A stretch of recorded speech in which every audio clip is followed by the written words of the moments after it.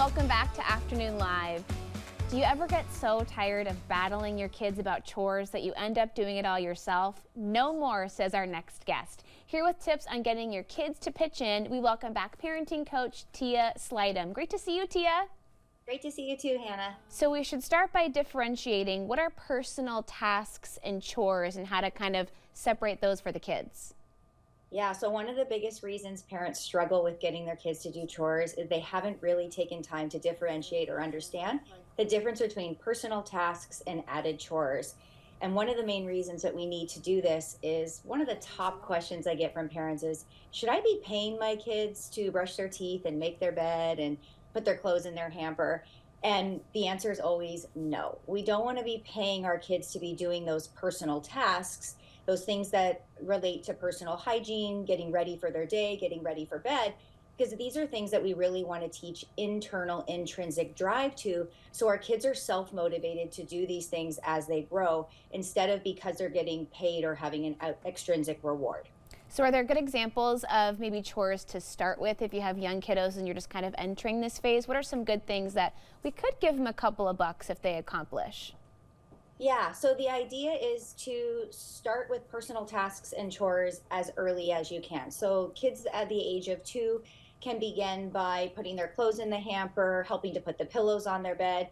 When it comes to chores, we're looking at those things of, raking the leaves outside, unloading the dishwasher, helping with household items, cleaning out the garage. So these are going to be things that we can look to motivate our kids to get that extra help and to invite them to do more work around the house, but they're not the personal tasks. So one of the things I recommend is starting as early as you can to look at what chores your kids can help with, as well as their personal tasks, and continuing to add to those lists as they grow. Our kids are born with really two attention and power buckets above their heads that really help meet their emotional needs. And that power bucket is filled when our kids are doing things and they're feeling capable and accomplished. So whether that's a personal task or an added chore, filling those buckets up is going to be critical to help increase listening and cooperation. So all of these things go hand in hand.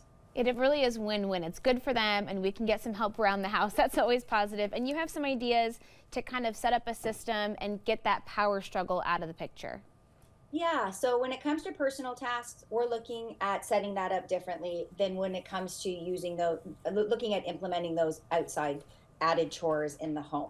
So one of the ways that's really simple is to really use 3 simple steps and really identify what those added chores are that you would like help with around the house that your kids are capable of doing. Create a list. Next to each of those items, put a dollar value. Everybody has the choice of whatever dollar value they would like. For example, unloading the dishwasher used to be $2 in our house. Vacuuming the whole main floor downstairs was $5. And then we would add those dollar values next to those specific chores. And then the third piece is create a chart with each of your children's names and a place for them to document which chores they've done and the amount that they earned with that corresponding job. Many things happen here. One, your kids get to choose to do the chores or not, depending on if they want to earn that extra money. Because remember, personal tasks are still getting done outside of this. If you have siblings, they're really feeding off each other. One of my sons always wanted to earn more money than the other, and that's okay. I didn't need to be bothered because he was doing his personal things. So what you can do is sit down with your kids, explain to them this great opportunity they have to earn money and save for something that they've really been wanting to purchase. You can talk about the value of saving your money versus spending your money, where you could maybe donate your money. It also helps with simple mathematics skills, adding addition and subtraction, and really having them be self-managers of the money that they're earning. So much goes into play here, and so many skills are learned by setting up a simple chore chart and motivating our kids to do things without that pushback. Do you ever run into kids that just really aren't motivated by a cash incentive, and are there ways that we can get them involved in a different way? Yeah, so let's say you really need your kids to do something around the house and they could care less about the money. We're going to then want to really set up what we call a 3 C's boundary system. So 3 C's: concrete, clear, and consistent. Everything we give our kids needs to be 3 C's to avoid that pushback. And on top of that, it needs to be set up in advance. So let's say you need to clean out the garage one Sunday and it's a mess. So you want the whole family on board and you want everybody to contribute. You're going to say something like this to your kids. Hey, we need to clean the garage out this weekend. Every member of the family is going to, participate in this process.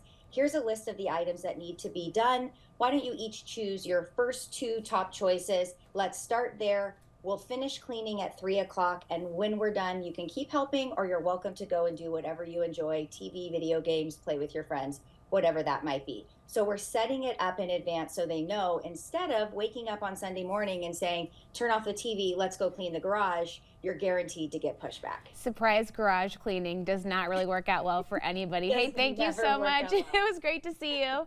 Nice to see you too. We'll have more information on our website at katu.com, and we'll be right back with more Afternoon Live right after this.